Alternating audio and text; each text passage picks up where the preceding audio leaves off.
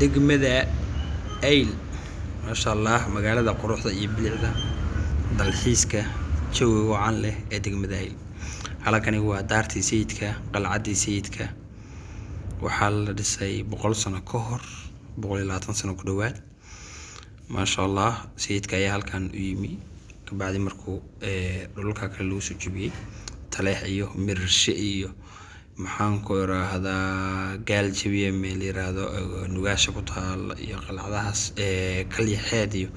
ka soo cararay wuxuu soo galay halkan soo galay ما شاء الله taliyana kula dagaalamay halkan markuu sartaan dhistay sayidka in badan waa laga adkaan waayay wala soo weerari waayay meel waxay ahayd istaraatiijiga biye leh beerihi leh buuro ku taalo dhufays uu ka gali karo fiican ما شاء الله سرتان waxa kamid tahay sariir sayidka markii ugu qadiimsanaa kuwa ugu caansan taariikhda ugu weyn leh ay kamid tahay qaybatani waa qaybta Ildabay beerti ما شاء الله beerta labada dhinac waxa mara laba jaran jaro maadaama magaaladu la kabtahay ay isdul saaran tahay waxa laga maarmaan ah inay jaran jarooyinka dadku ay ka digtaanin baloo sameeyay halkan waa beerta dhexdeedii ما شاء الله dhir waa weyn ba ku taala dhirta waa weyn kumanaan sano qarniyo jidha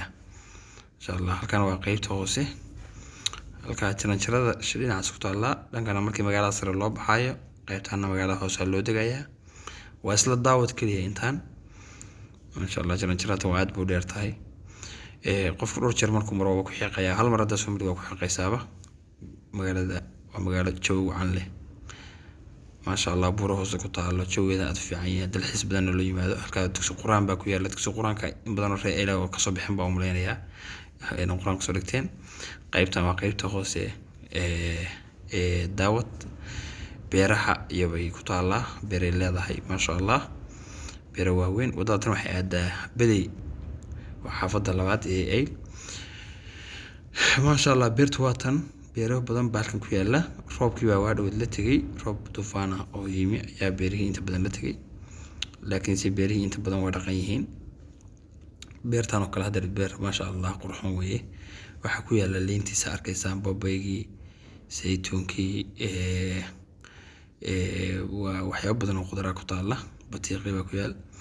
ما شاء الله qaybtan waa ishii Ildabay reeyl aad buu yaqaanaan biyo ka dhaansadaanin